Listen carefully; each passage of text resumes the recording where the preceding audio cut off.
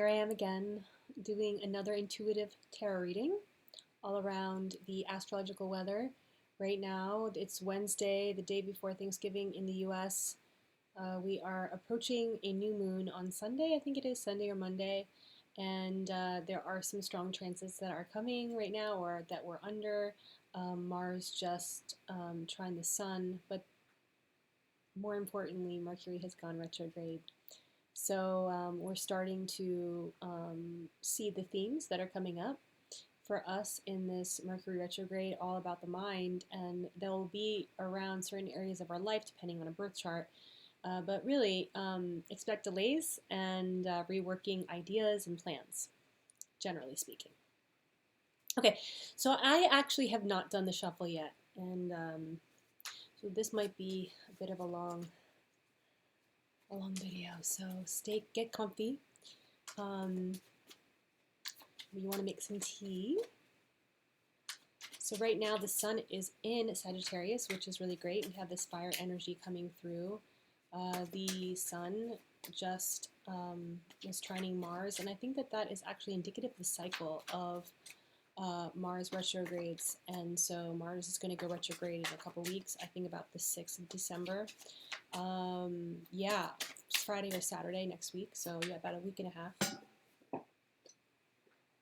Wow. All right, so we have the first card that's informing this reading, and that is the Three of Swords.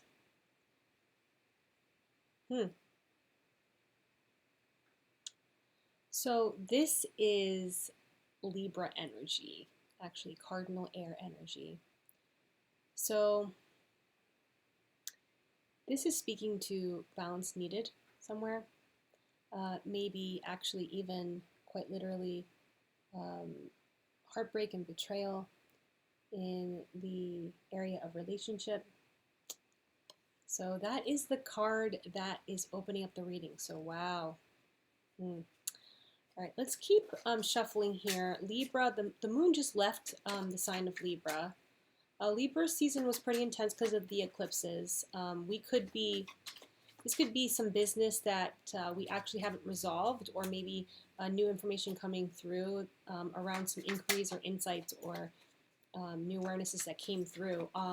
Libra is about relationship. It's ruled by the planet Venus. Mercury is in the sign of Sagittarius right now. So it was some time ago that she was in that sign. Yeah. So there it is.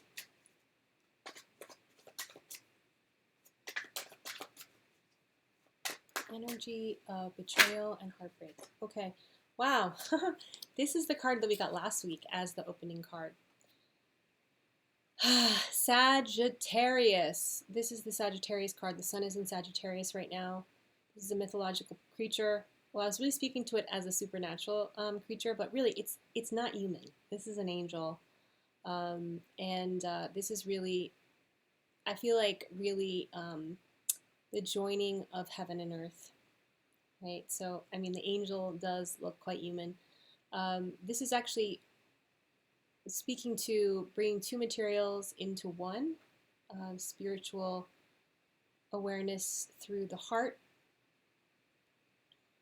After all, God really lives in the heart. All the mystics will say that to you.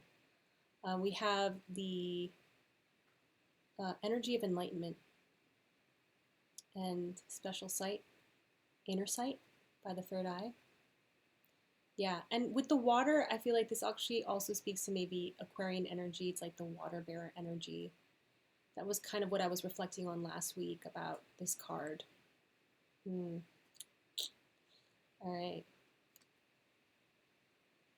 So I think I'm gonna keep shuffling.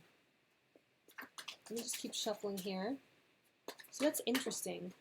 We have some hope here of mending two opposites together, bringing something into balance. And that's what temperance actually does, is bringing things into balance. And the Three of Swords is really looking for that. It's really actually resembles scales, right? And it's like the center, the fulcrum, the center point, right, between two extremes, perhaps. So temperance is really being called into bringing this balance, right? So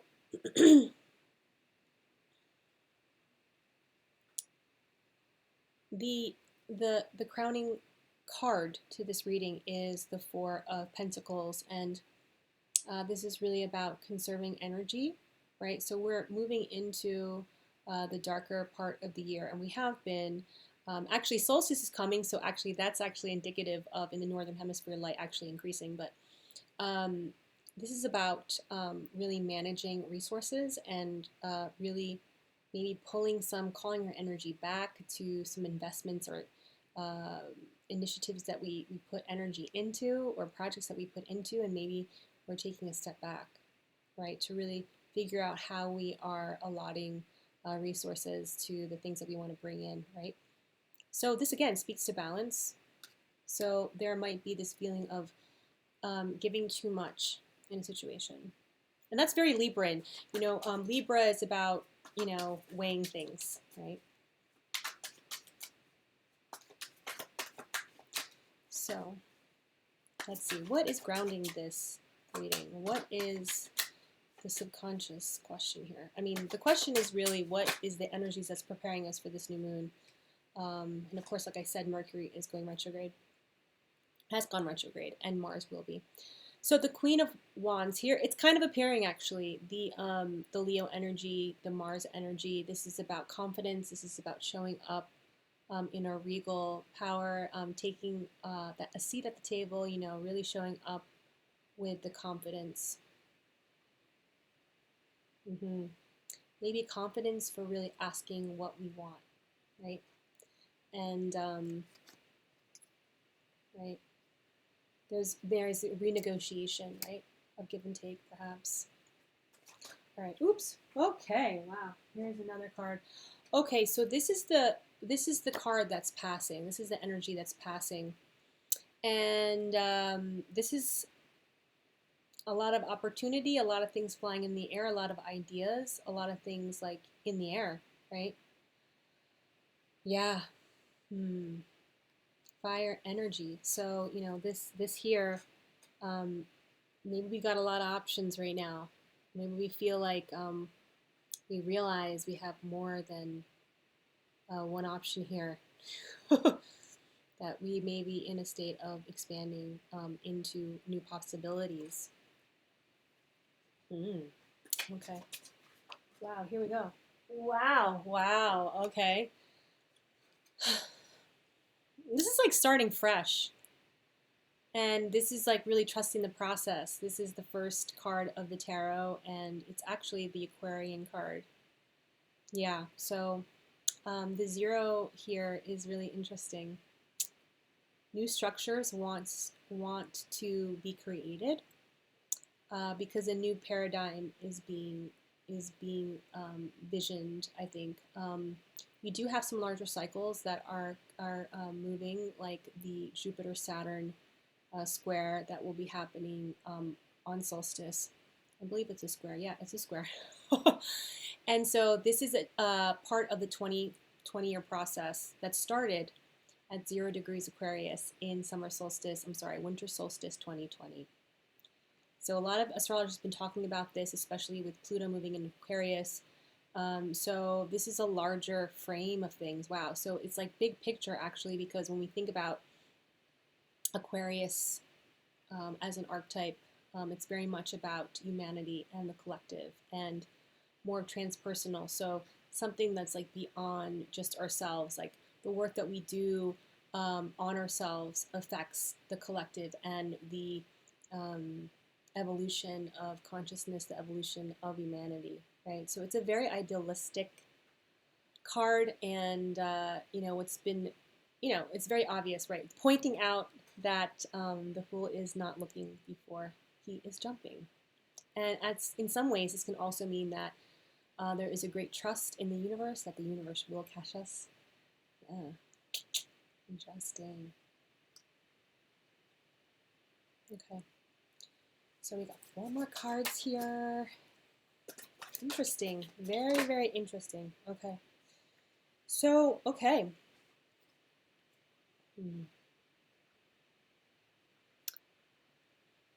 This is an air card. This is another air card. The Fool is an air card because Aquarius is an air sign, fixed air. Page of Wands is, this really speaks to gossip.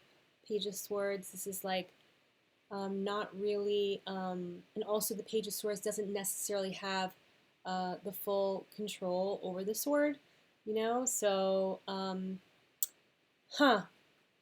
I think because Mercury is in retrograde, I think that we've got to be mindful of the information that's coming through and not get too attached with the information and the things that are coming through, right? Especially from others.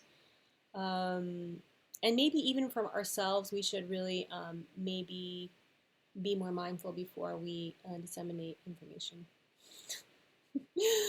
Oh, yeah. All right. So what's next? Let's see what's next here. Interesting. The Fool, Page of Swords. This is a new situation though. So it's like, you know, we're allowed to make mistakes. You know, we're allowed to figure things out and, you know, be in the sandbox for some time, especially if we're creating new systems and in our life and, you know, systems around us as far as collaborations or, you know, dynamics with others or our work and things like that, right? Okay, here we go. Oh, all right.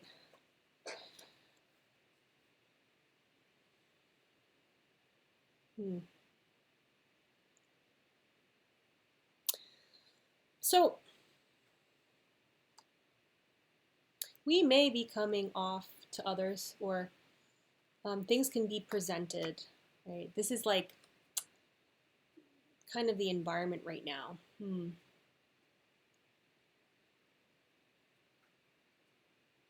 It speaks of spiritual deficit, right?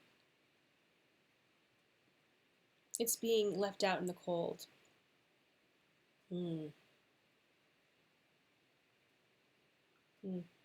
Vibes are change with challenge.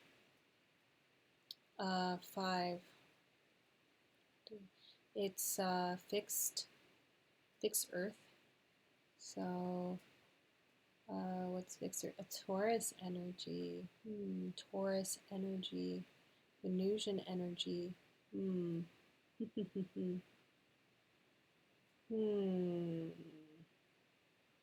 There could be a fixation on the material, right? That actually takes us out of spiritual integrity. Yeah.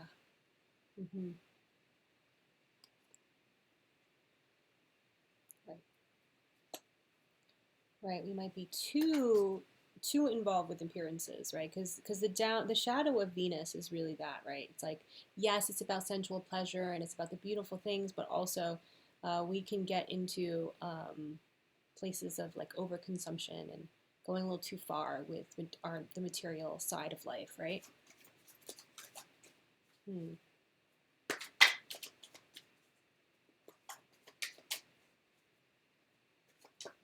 Okay.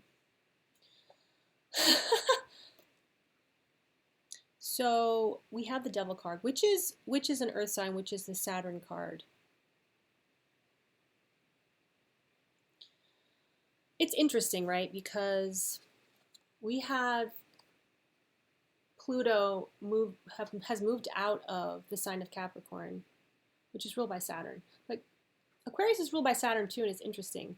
It's like there is this the Devil is speaking of perhaps old attachments. Yeah, old attachments, or maybe we haven't let ourselves. Well, just speaking to what I had said before, we may be too concerned with the material, right, the earthly side, or maybe what's coming into focus is something in our earthly desires that is actually imprisoning us and keeping us in a cycle of suffering and attachment, right? Yeah. Okay, let's see what the final card is here. What's the outcome of this reading? Let's see. This is interesting. This is very interesting.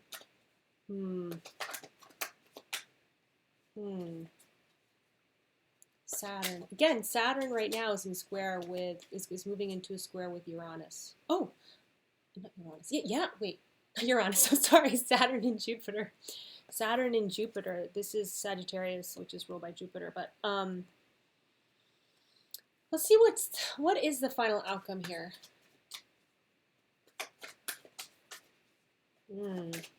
So we can really figure out what this devil is trying to say to us. But I think it speaks to old structures looking to be released so that we can step into the new and take that leap forward, a leap of faith.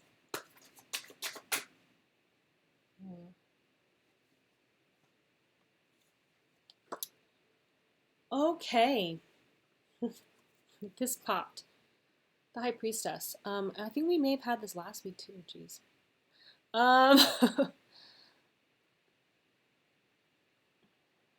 The High Priestess. Pisces. Pisces energy. It's interesting because these are both speaking to duality. Right, you have the dark and the light pillar, and you have the masculine and the feminine here, and so there is this pressure between two extremes, right, and the polarity and the duality at play right now, and that's very interesting.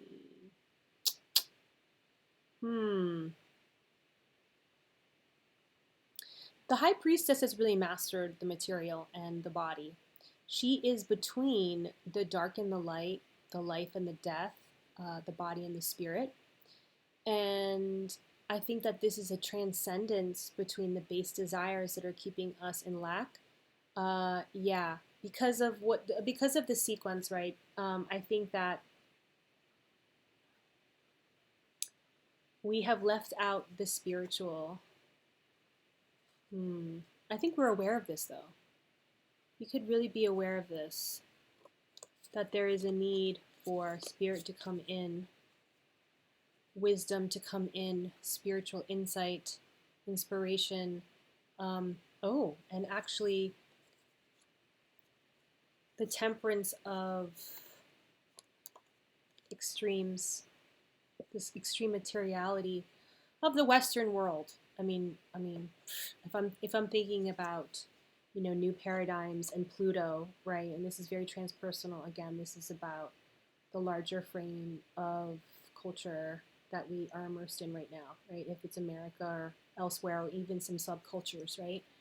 So I think we have to be aware. So this grounding the card can maybe come off as maybe overconfident, overzealous about something, right?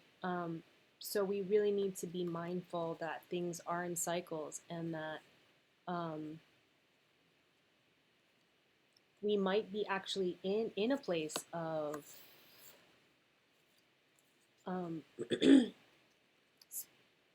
really a lot of material potential, or that's what we're being driven by because of some opportunities. But what we should keep in mind is the spiritual warriorship that's needed, perhaps with these new endeavors. And moving forward, we should be thinking of how we can really be vessels for spirit, right? To the balance of the material and the spiritual, right? To not go into one extreme, but actually come into a place of balance, right? Going into a place of balance. I think that the first card here with this heartbreak, something is done and over. And so we should really, I think, be reflective over what we're doing in haste, right? Or what we're doing that's not above board, right? And just be in a space of temperance. Temperance. Yeah. Maybe it's hard right now to reach temperance. Hmm.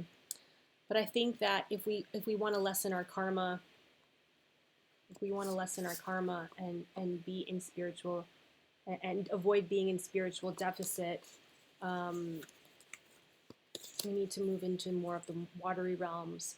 Really trust your instinct, right? Because we all know what is um, ethical, moral, high standing as far as yeah, to maybe not think of just yourself. I don't know if that's necessarily coming through, but materiality can be that way, and it can become that way, and that's probably a signal and a sign that you're being very me oriented when we think about the material gains, right? That's what I got for you. It's interesting. I mean, with the new moon in Sagittarius, like I'm really doing these readings, not really looking at the transit so much. I mean, I did know a certain cycles happening, like Mercury retrograde, Mars retrograde, the square between Saturn and Jupiter. Um, I think those are strong planetary um,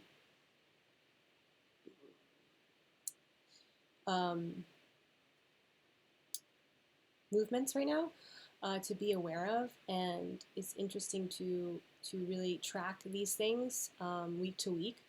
And so I think some of these things will make more sense when the new moon starts, and the end of the year is really bringing us through the culmination of the Mercury retrograde, and we're really in the Mars retrograde even further to really see what themes are coming up. And I think that Mars is always about desire. So I think that this reading was really speaking to uh, properly aligning desire to higher ideals. Okay, that's what I got for you. Hope you're all moving through the energies with much love, ease, and grace, and I'll see you next time.